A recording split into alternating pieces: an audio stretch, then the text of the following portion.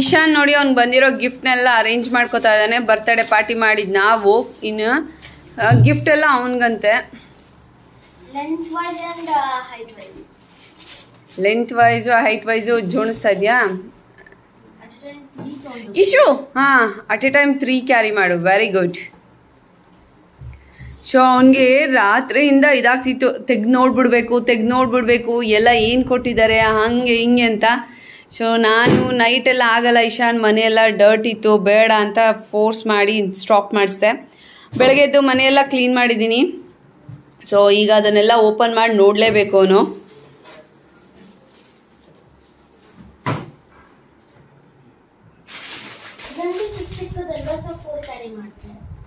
ಈ ಗಿಫ್ಟಲ್ಲಿ ಚಿಕ್ಕದು ದೊಡ್ಡದು ಅಂತೆಲ್ಲ ಹೇಳ್ಬಾರ್ದು ಇಶಾನ್.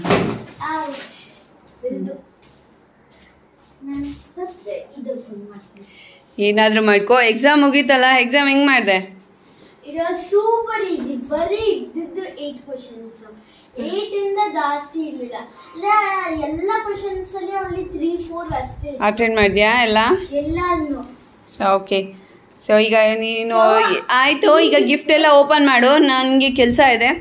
ಸೊ ದೇವ್ರಿಗೆ ನಾನು ಕಾಯಿ ಅಂದರೆ ಕಳಶಕಾಯಿ ಇತ್ತಲ್ಲ, ಅದು ಹಾಗೆ ಇಟ್ಬಿಟ್ಟಿದ್ದೆ. ಸೊ ಇವಾಗ ಹೋಗಿ ಕಾಯಿ ತುರಿಬೇಕು. ಇದರಲ್ಲಿ ಮಿಠಾಯಿಯೋ ಅಥವಾ ಒಬ್ಬಟ್ಟೋ ಏನಾದರೂ ಮಾಡಿಕೊಡ್ಬೇಕು ಇಶಾನ್ಗೆ.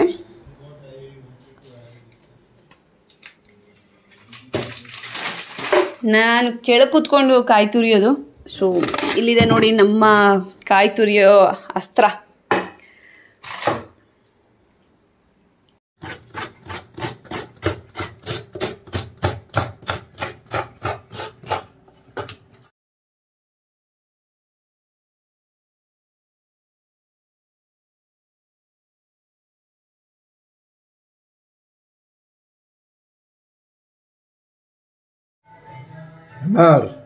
Yes.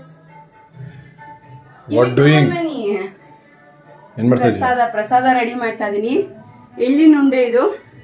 ಎಳ್ಳನ್ನ ಚೆನ್ನಾಗಿ ಹುರ್ಕೊಳ್ಬೇಕು. ಹುರ್ಕೊಂಡಾದ್ಮೇಲೆ ಬೆಲ್ಲ ಹಾಕ್ಬಿಟ್ಟು ಗ್ರೈಂಡ್ ಮಾಡ್ಕೊಳ್ಳೋದು. ಬರೀ 2 ಇಂಗ್ರೀಡಿಯೆಂಟ್ಸ್ ಅಷ್ಟೇ ಯೂಸ್ ಮಾಡಿದೀನಿ. ಇದನ್ನ ಎಳ್ಳು ಉಂಡೆ ಅಂತಾರೆ. ಸೊ ಗಣೇಶನ್ಗೆ ಎಳ್ಳು ಉಂಡೆ ಅಂದ್ರೆ ಇಷ್ಟ ಆಗುತ್ತಂತೆ. ಸೊ ಅದಕ್ಕೆ ನಾನು ಮಾಡ್ತಾ ಇದೀನಿ. ಇದ್ರಲ್ಲೇ ಕಡುಬು ಕೂಡ ಮಾಡೋದಿದೆ. ಸೊ ಕಡುಬು ಆಮೇಲೆ ಮಾಡೋಣ, ಫಸ್ಟ್ ಪೂಜೆ ಮಾಡ್ಬಿಡೋಣ, ಟೈಮ್ ಆಗೋಗಿದೆ ಅಂದ್ಬಿಟ್ಟು ಬರೀ ಎಳ್ಳು ಉಂಡೆ ಮಾಡ್ಕೊಂಡಿದ್ದೀನಿ. ನೈವೇದ್ಯಕ್ಕೆ ರೆಡಿ ಆಗಿದೆ ಉಂಡೆ. ಆ್ಯಂಡ್ ಹೂವು ಎಲ್ಲ ಧರಿಸ್ಬೇಕು ದೇವ್ರಿಗೆ. ಬರೀ ನಮ್ಮ ದೇವ್ರ ಮನೆಯಲ್ಲಿ ಏನೇನೆಲ್ಲ ರೆಡಿ ಮಾಡ್ಕೊಂಡಿದ್ದೀನಿ ತೋರಿಸ್ತೀನಿ. ಪುಟ್ಟದಾಗ ಒಂದು ಮಂಟಪ ಇದೆ. ಸೊ ಆಲ್ರೆಡಿ ಎಲ್ಲ ಕ್ಲೀನ್ ಮಾಡಿ ಅದಕ್ಕೆಲ್ಲ ಇದು ಬೊಟ್ಟು ಎಲ್ಲ ಇಟ್ಟಿದ್ದೀನಿ. ಹಾಗೆ ಹಣ್ಣು ಇಟ್ಟಿದ್ದೀನಿ, ಎಲಡಿಕೆ ಮತ್ತು ದುಡ್ಡು ಇಟ್ಕೊಂಡಿದ್ದೀನಿ, ಸ್ವಲ್ಪ ಹಾಲು ಇಟ್ಟಿದ್ದೀನಿ. ಇವಾಗ ಎಳ್ಳುಂಡೆನೂ ಇಟ್ಕೊಳ್ತೀನಿ. ಇಡೋದಕ್ಕೆ ಎಲ್ಲೂ ಜಾಗ ಇಲ್ಲ, ಇರೋದ್ರಲ್ಲ ಅಡ್ಜಸ್ಟ್ ಮಾಡ್ಕೊಳ್ಬೇಕು. ಸೊ ವಿಘ್ನೇಶ್ವರನ್ ವಿಗ್ರಹ ಇಲ್ಲಿದೆ ನೋಡಿ. ಗರ್ಕೆ ಇಡ್ತಾ ಇದೀನಿ. ಗರ್ಕೆ ಇಟ್ಮೇಲೆ ಕಾಣಿಸೋದೇ ಇಲ್ಲ, ಜಾಗ ಇಲ್ಲ.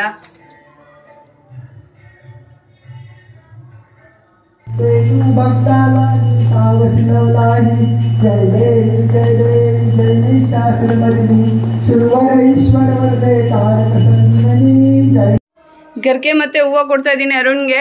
ಅಲ್ಲಿ ವಿಘ್ನೇಶ್ವರಂಗೆ ಹಾಕ್ಬಿಟ್ಟು ಬನ್ನಿ ಅಂತ. ದೇವರೆಲ್ಲ ಮಾಡಿದೆ ನಾನು ನೋಡೋ ಕಲಿತಾ ಇಲ್ಲ ನೀನು. ನೋಡಿ ಎಷ್ಟು ಟ್ರೆಡಿಷನಲ್ ಆಗಿ ರೆಡಿ ಆಗಿದ್ದಾರೆ. ದೇವಸ್ಥಾನ ದೇವರು ದಿಂಡ್ರು ಮಾಡೋದೆಲ್ಲ ಇಂಪಾರ್ಟೆಂಟ್. ದೇವ್ರು ದಿಂಡ್ರು ಎಲ್ಲ ಮಾಡೋದು ಇಂಪಾರ್ಟೆಂಟಾ?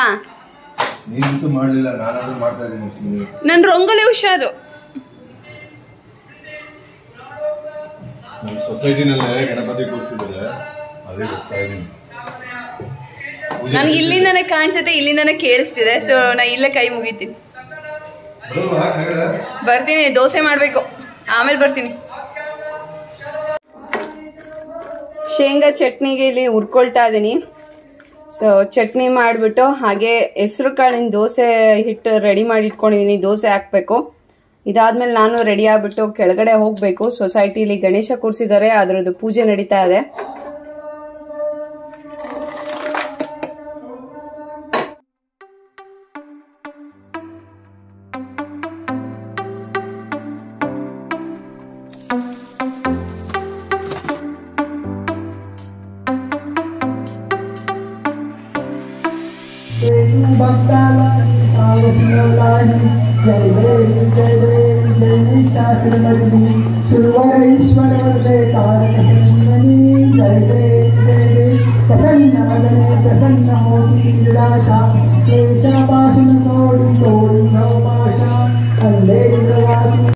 ಹೊರಗಡೆ ಬಂದಿದೀವಿ. ಸಡನ್ ಆಗಿ ಏನಕ್ಕೆ ಹೊರಗಡೆ ಬಂದ್ವಿ ಅಂತಂದ್ರೆ ಈಶಾನ್ಗೆ ಬಟ್ಟೆ ತಗೊಳ್ಬೇಕಿತ್ತು. ಹಬ್ಬಕ್ಕೆ ಬಟ್ಟೆ ತಗೊಳ್ತಾ ಇಲ್ಲ. ಈಶಾನ್ ಸಾಯಂಕಾಲ ಒಂದು ಸ್ಕಿಟ್ ಅಲ್ಲಿ ಪಾರ್ಟಿಸಿಪೇಟ್ ಮಾಡ್ತಾ ಇದ್ದಾನೆ. ಸೊ ಅದಕ್ಕೋಸ್ಕರ ಅವನಿಗೆ ಕಾಸ್ಟ್ಯೂಮ್ ಬೇಕಿತ್ತು, ತಗೊಳ್ಳೋಣ ಅಂತ ಬಂದ್ವಿ. ಒಂದು ಒಳ್ಳೆ ಪವರ್ಫುಲ್ ಕ್ಯಾರೆಕ್ಟರ್ ಸಿಕ್ಕಿದೆ ಅವನಿಗೆ. ಅವನ ಕ್ಯಾರೆಕ್ಟರ್ ಮೇಲೆ ಇಡೀ ಅದು ಸ್ಕಿಟ್ ನಡೀತಾ ಇದೆ. ಸೊ ಅಂಥ ಪವರ್ಫುಲ್ ಕ್ಯಾರೆಕ್ಟರ್ಗೆ ನಾವು ಒಳ್ಳೆ ಕಾಸ್ಟ್ಯೂಮ್ ತಗೊಳ್ಳಿಲ್ಲ ಅಂದರೆ ಹೆಂಗೆ ಅಲ್ಲ. ಸೊ ಅದಕ್ಕೋಸ್ಕರ ಫ್ಯಾನ್ಸಿ ಶಾಪಿಗೆ ಬಂದಿದ್ದೀವಿ. ಫ್ಯಾನ್ಸಿ ಡ್ರೆಸ್ನ ಎಲ್ಲ ಸೇಲ್ ಮಾಡ್ತಾರೆ ನೋಡಿ, ಅದು ಈವನ್ ರೆಂಟ್ಗೂ ಸಿಗುತ್ತೆ. ಸೊ ಅಲ್ಲಿ ನಾವು ಈಶಾನ್ಗೆ ಕರೆಕ್ಟ್ ಸೈಜ್ ಹುಡುಕಿ ತಗೊಳ್ಳೋಣ ಅಂತ ಬಂದಿದ್ದೀವಿ.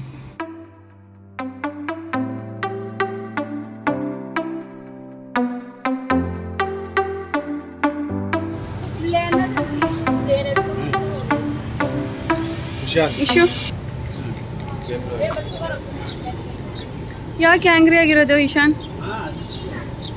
ಏನು ಇದು ಆಂಗ್ರಿ ಬರ್ಡ್ ಕೇಕ್ ಮಾಡಿಸಿದಕ್ಕೂ ನೀನು ಆಂಗ್ರಿ ಆಗಿರೋದಕ್ಕೂ ಹಾ? असुर स्माइल करो। असुर क्या हुआ? थोड़ा स्माइल कर लो ना। नहीं आराम से ನೋಡಿ ಈಶಾನ್ ಫುಲ್ ಹ್ಯಾಂಗ್ರಿ ಆಗಿದ್ದಾನೆ. ಹ್ಯಾಂಗ್ರಿ ಬರ್ಡ್.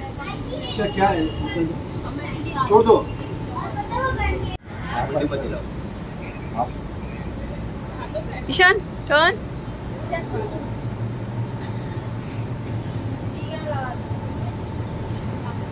ये बस बाजी में बांध देंगे.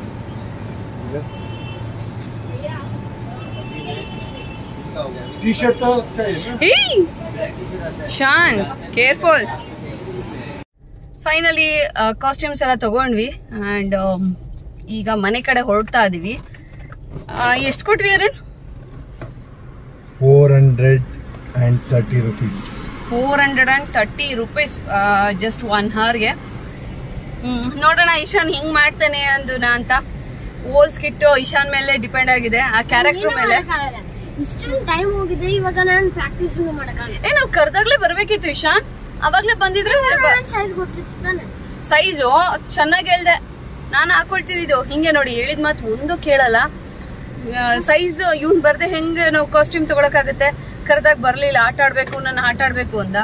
ಸೊ ಇವಾಗ ನೋಡಿ ನಾನು ಹರಿಬರಿಯಲ್ಲಿ ದೋಸೆ ಮಾಡಿ ಇಟ್ಬಿಟ್ಟು ಹಂಗೆ ಓಡ್ ಬಂದಿದ್ದೀನಿ.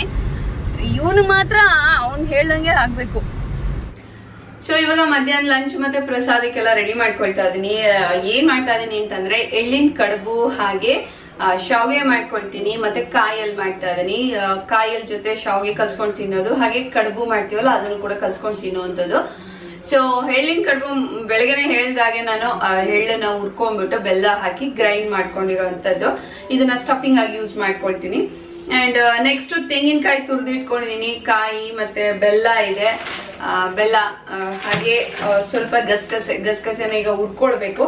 ಸೊ ಇದು ಈ 3 ಇಂಗ್ರೀಡಿಯೆಂಟ್ಸ್ ಕಾಯಲ್ಲಿ ಮಾಡೋದಕ್ಕೆ ಯೂಸ್ ಮಾಡ್ಕೊತಾ ಇದೀನಿ.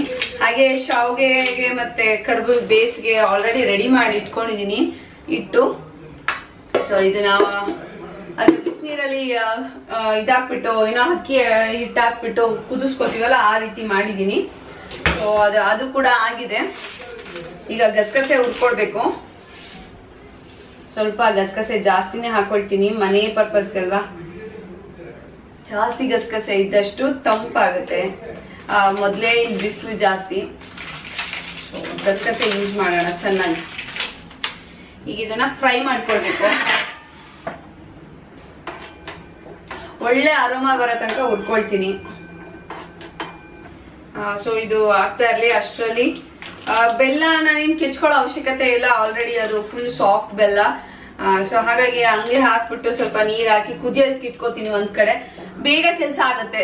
ಸೊ ಅಟ್ ಎ ಟೈಮ್ 2 ಕೆಲಸ ಮಾಡ್ಕೊಂಡ್ರೆ ನನಗೆ ಟೈಮ್ ಸೇವ್ ಆಗುತ್ತೆ.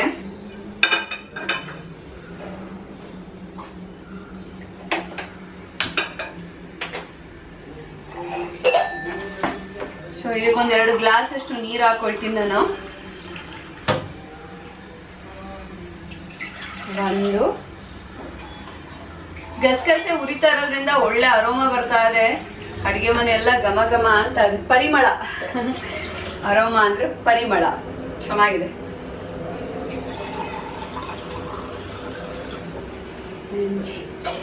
ಸಾಕು, ಇಷ್ಟು ನೀರ್ ಸಾಕು. ಈ ಬೆಲ್ಲ ಬಂದ್ಬಿಟ್ಟು ಕ್ಲೀನ್ ಆಗಿದೆ ಬೆಲ್ಲ. ಇದನ್ನ ಏನ್ ಬರುತ್ತಲ್ಲ ಕಡಲೆ ಬೀಜದ ಮಿಠಾಯಿ ಬರುತ್ತಲ್ಲ, ಚಿಕ್ಕಿ ಅಂತ ಹೇಳ್ತೀವಲ್ಲ, ಅದಕ್ಕೆ ಯೂಸ್ ಮಾಡೋಂತ ಬೆಲ್ಲ. ಸೊ ಹಾಗಾಗಿ ಏನ್ ಮಾಡ್ತೀನಿ ನಾನು ಡೈರೆಕ್ಟ್ ಆಗಿ ಹಾಕೊಂಡ್ಬಿಡ್ತೀನಿ.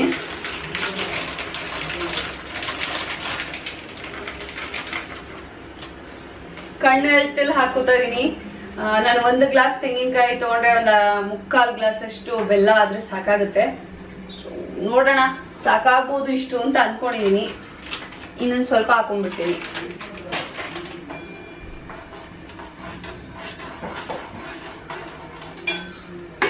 ಈಗ ಜಾರ್ಗೆ ಸ್ವಲ್ಪ ತೆಂಗಿನ ತುರಿ ಹಾಕೊಳ್ಬೇಕು. ಮೆಜರ್ ಮಾಡಿ ಹಾಕೋತೀನಿ ಕಾಯಿನ. 1 ಗ್ಲಾಸ್ ತೆಂಗಿನ ತುರಿ ತಗೋತಾ ಇದೀನಿ. ಸಾಕು ಇಷ್ಟು.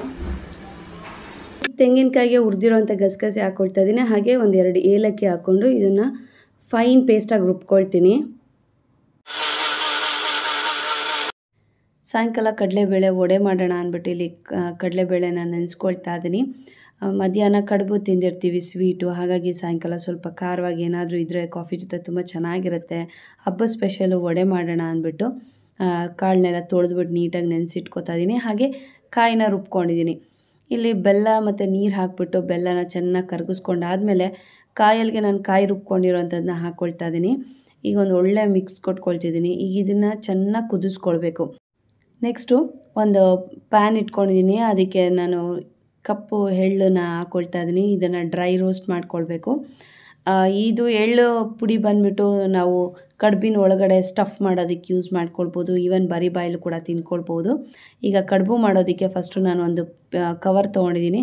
ಆ ಕವರ್ಗೆ ಸ್ವಲ್ಪ ತುಪ್ಪ ಸವರ್ಕೊಳ್ಬೇಕು. ಹಾಗೆ ಒಂದು ಸ್ಮಾಲ್ ಸೈಜಷ್ಟು ಅಕ್ಕಿ ಹಿಟ್ಟು ತೊಗೊಂಡಿದ್ದೀನಿ. ಸೊ ನಾವು ಚೆನ್ನಾಗಿ ಬಿಸಿನೀರಲ್ಲಿ ಅದನ್ನು ಓನ್ಸ್ಕೊಂಡು ನೀಟಾಗಿ ಕಲಿಸ್ಕೊಂಡ್ರೆ ಎಲ್ಲೂ ಎಡ್ಜಸ್ ಒಡೆದೋಗೋದಿಲ್ಲ. ಹಾಗೆ ಚಪಾತಿ ಮಣೆಯನ್ನು ಅದ್ರ ಮೇಲೆ ಇಟ್ಬಿಟ್ಟು ಪ್ರೆಷರ್ ಕೊಟ್ಟರೆ ನೀಟಾಗಿ ಅದು ಅಗಲ ಆಗುತ್ತೆ. ಸೊ ಇವಾಗ ನಾನು ಏನು ಮಾಡ್ತೀನಿ, ಎಳ್ಳಿನ ಪುಡಿ ತುಂಬ್ಕೊಳ್ತೀನಿ. ಈ ಎಳ್ಳಿನ ಪುಡಿಗೆ ಬರೀ ಬೆಲ್ಲ ಮತ್ತು ಎಳ್ಳು, ಹುರಿದಿರೋ ಅಂಥ ಎಳ್ಳು ಹಾಕ್ಬಿಟ್ಟು ಪುಡಿ ಮಾಡ್ಕೊಂಡಿರೋವಂಥದ್ದು. ಹಾಗೆ ಈಗ ಕರ್ಜಿಕಾಯಿ ರೀತಿ ಶೇಪ್ ಕೊಟ್ಕೊಳ್ತಾ ಇದ್ದೀನಿ. ಎಳ್ಳು ಕಡುಬು ರೆಡಿ ಆಗುತ್ತೆ. ತುಂಬ ಸಿಂಪಲಾಗಿ ಮಾಡೋದು, ಬಟ್ ತುಂಬ ಟೇಸ್ಟಿಯಾಗಿರುತ್ತೆ. ಸೊ ಈಗ ಇದನ್ನು ಸ್ಟೀಮ್ ಮಾಡ್ಕೊಳ್ಬೇಕು. ಒಂದು 5-10 ನಿಮಿಷ ಸ್ಟೀಮ್ ಮಾಡಿಕೊಂಡ್ರೆ ಆಗುತ್ತೆ. ಯೂಶ್ವಲಿ ನಾನು ಒಂದು 6 ನಿಮಿಷ ಮಾಡ್ಕೊಳ್ತೀನಿ, ಯಾಕೆಂದರೆ ಆಲ್ರೆಡಿ ನಾವು ಅಕ್ಕಿ ಹಿಟ್ಟನ್ನ ಚೆನ್ನಾಗಿ ಬೇಯಿಸಿರ್ತೀವಿ. ಹಾಗಾಗಿ ಒಂದು 5-6 ನಿಮಿಷ ಸ್ಟೀಮ್ ಮಾಡಿಕೊಂಡ್ರೆ ರೆಡಿ ಟು ಈಟ್. ಇವತ್ತು ಕಡುಬು ಮತ್ತು ಹಾಗೆ ಶಾವಿಗೆ ಕೂಡ ಒತ್ಕೊಂಡಿದ್ದೀನಿ, ಅದನ್ನು ಕೂಡ ಸ್ಟೀಮ್ ಮಾಡ್ಕೊಂಡಿದ್ದೀನಿ ನೋಡಿ. ಈಗ ಇದಕ್ಕೆ ಕಾಯಲ್ಲಿ ಹಾಕ್ಕೊಳ್ಬೇಕು. ಕಾಯಲ್ಲೂ ಕೂಡ ಚೆನ್ನಾಗಿ ಬೆಂದಿದೆ. ಗಸಗಸೆ ಮತ್ತು ತೆಂಗಿನಕಾಯಲ್ಲಿರುವಂಥ ಎಣ್ಣೆ ಅಂಶ ಚೆನ್ನಾಗಿ ಬಿಟ್ಕೊಂಡಿದೆ. ನಿಮ್ಗೆ ನೋಡ್ತಾ ಇರ್ಬೋದು ಎಣ್ಣೆ ಅಂಶ ಎಷ್ಟಿದೆ ಅಂತ. ಆ್ಯಕ್ಚುಲಿ ಇದಕ್ಕೆ ನಾವು ಎಣ್ಣೆ ತುಪ್ಪ ಏನು ಯೂಸ್ ಮಾಡಲ್ಲ, ಬಟ್ ಕಾಯಲ್ಲಿ ತುಂಬ ಟೇಸ್ಟಿಯಾಗಿರುತ್ತೆ. ಬರೀ 3 ಇಂಗ್ರೀಡಿಯೆಂಟ್ ಯೂಸ್ ಮಾಡ್ಕೊಂಡು ಮಾಡೋವಂಥ ಕಾಯಲು ಶಾವಿಗೆ ಕಲಿಸ್ಕೊಂಡು ತಿನ್ನೋದು, ಹಾಗೆ ಕಡುಬು ಕಲಿಸ್ಕೊಂಡು ತಿನ್ನೋದಕ್ಕೆ ಒಂದು ಒಳ್ಳೆ ರೆಸಿಪಿ ಅಂತ ಹೇಳ್ಬೋದು. ಗಣೇಶನ ಹಬ್ಬ ಸ್ಪೆಷಲು ಎಳ್ಳಿನ ಕಡುಬು, ಶಾವಿಗೆ ಹಾಗೆ ಕಾಯಲ್. ನಮ್ಮ ಸೊಸೈಟಿಲಿ ಒಂದಷ್ಟು ಜನ ನನ್ನ ಇನ್ವೈಟ್ ಮಾಡಿದರು ಗಣೇಶನ ಹಬ್ಬಕ್ಕೆ. ಸೊ ಅವ್ರ ಮನೇಲಿ ಕೂಡಿಸಿರೋವಂಥ ಗಣೇಶ ಯಾವ ರೀತಿ ಇತ್ತು ಅಂತ ನಿಮ್ಗಳ ಜೊತೆ ಶೇರ್ ಮಾಡ್ಕೊಳ್ತಾ ಇದ್ದೀನಿ. ಒಂದು 6-7 ಗಣೇಶನ ದರ್ಶನ ಮಾಡಿದೆ ಹಬ್ಬದ ದಿನ. ಅಶ್ವಿನಿ ಅವ್ರ ಮನೆಗೆ ಬಂದಿದ್ದೀನಿ. ಗೌರಿ ಮತ್ತು ಗಣೇಶ ಇಬ್ಬರೂ ಇದ್ದಾರೆ ನೋಡಿ, ಎಷ್ಟು ಚೆನ್ನಾಗಿ ಕಾಣ್ತಿದೆ. ಇದು ಗಣೇಶ. ಇದೆಲ್ಲ ಇದರಲ್ಲೇ ಇರೋದು, ಇನ್ಬಿಲ್ಟ್ ಇದೆಲ್ಲ ಇರೋದು. ಕಿರೀಟ ನೋಡ್ತಾ ಇದ್ರೆ ಸಪ್ರೇಟ್ ಹಾಕಿದ್ದೀವಿ ಅಂತ ಅನ್ಸುತ್ತೆ ಅಷ್ಟೇ.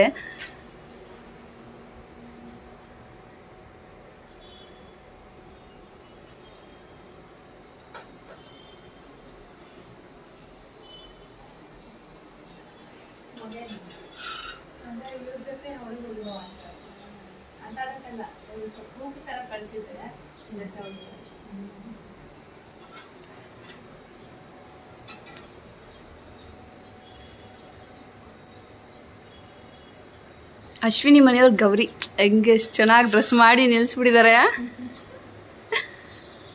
ತುಂಬ ಕ್ಯೂಟ್ ಆಗಿದೆ. ಇದು ಮಣ್ಣಿಂದ ಇದು ವಿಗ್ರಹ? ಮಣ್ಣಿಂದಲ್ಲ. ಹೌದಾ? ಮಾಡಲ್ವಾ? ಓ ಇದು ಪೂಜೆ ಎಲ್ಲ ಆದ್ಮೇಲೆ ವಾಪಸ್ ಎತ್ತಿಟ್ಕೊಳ್ಳೋದು. ಓಕೆ, ಪೂರಾ ಫುಲ್ ಸೆಟ್ ಎತ್ತಿಟ್ಕೋತೀರಾ? ಸೆಟ್ ಅಂದ್ರೆ ಬಾಡಿ ಪಾರ್ಟ್, ಈವನ್ ಹೆಡ್ ಪಾರ್ಟುನು ಇಟ್ಕೊಳ್ಳೋದು? ಹೆಡ್ ಪಾರ್ಟ್ ಇಟ್ಕೊಳ್ತೀವಿ. ಇದು ಕ್ಲಾತ್, ಇದು ಬಾಡಿ ಪಾರ್ಟ್ ಬಂದ್ಬಿಟ್ಟು ಕಾಟನ್ ಮತ್ತೆ ಕ್ಲಾತ್ ಇದು. ಹಾ ಇದು ಅಲ್ವಾ? ಇದು ಕಾಟನ್. ಕೆಳಗಡೆ ಒಂದು ಸ್ಟ್ಯಾಂಡ್ ಇದೆ. ಓಕೆ,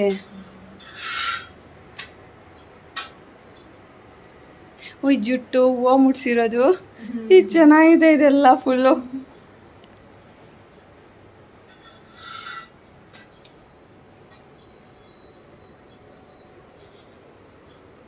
ನಾವು ಹಿಂಗ್ ಮಾಡ್ಕೊಂಡ್ರೆ ಆಗುತ್ತೆ ವರಮಹಾಲಕ್ಷ್ಮಿ ಹಬ್ಬಕ್ಕೆ ಸ್ಟ್ಯಾಂಡ್ ತಂದ್ಬಿಟ್ಟು ಅಲ್ವಾ? ಆಗಲ್ವಾ?